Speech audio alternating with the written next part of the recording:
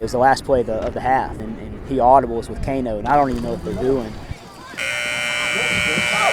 And Kano alters his route.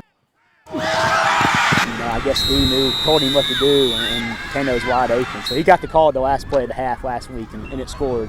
So, I told him not to do that again, but it worked out.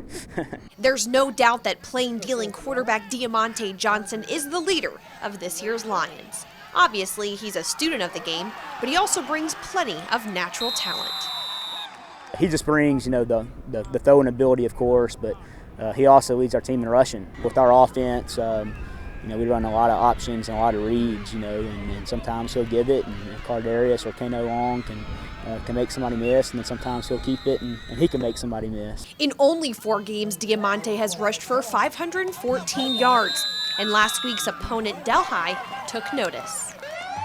With that many people in the box, they're playing man coverage, and we just started throwing, and we really didn't realize until after the game, what his really stats were. To be honest, I really didn't even think about it. I just wanted to win. Diamante picked apart the Delhi defense and threw for 343 yards and 8 touchdowns, which brings his grand total after week 4 to 618 yards and 16 TDs. But Diamante isn't just our athlete of the week because of his stats either.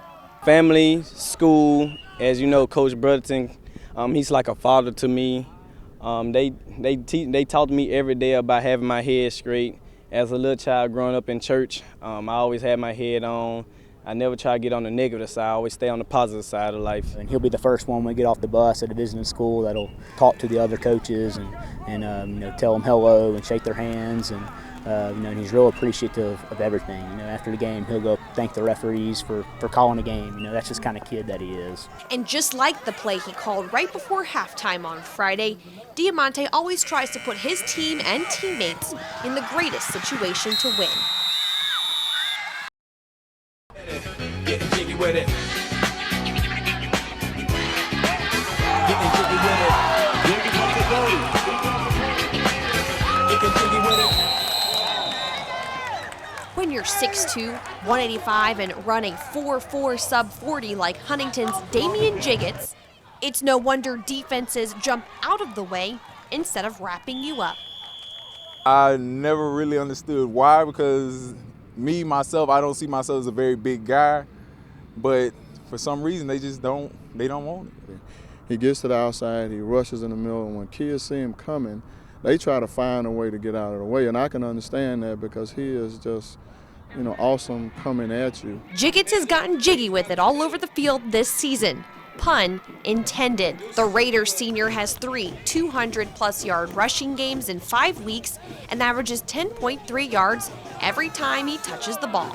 I don't play for attention. I play to help these guys win games. Because anytime we fake the ball to Damian, all 11 people plus the people on the sideline go to tackle him, and our other guys are just wide open. So he helps us when he gets the ball. He helps us when he doesn't get the ball.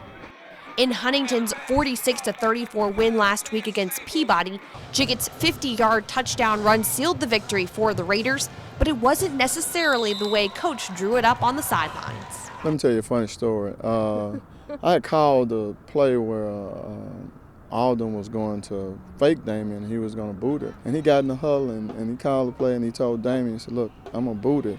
And Damian said, "No, you're going to give me that ball." And so Al looked at me over on the sideline and he said, "Coach, Damian says give him the ball." I said, "Give it to him." I ran a couple times and I was like, "Coach, is there. The guy's going to bite," and they don't. No one wants to tackle me in open field. I talked to my line and my lead block, and we figured a little something out, and ever since, I was just gone. Gone, but certainly hard to forget. And not just the song, but that's a good way to describe Damian Jiggets when he gets in open space on a Friday night. Reporting from Huntington, Tatum Everett, KTBS 3 Sports.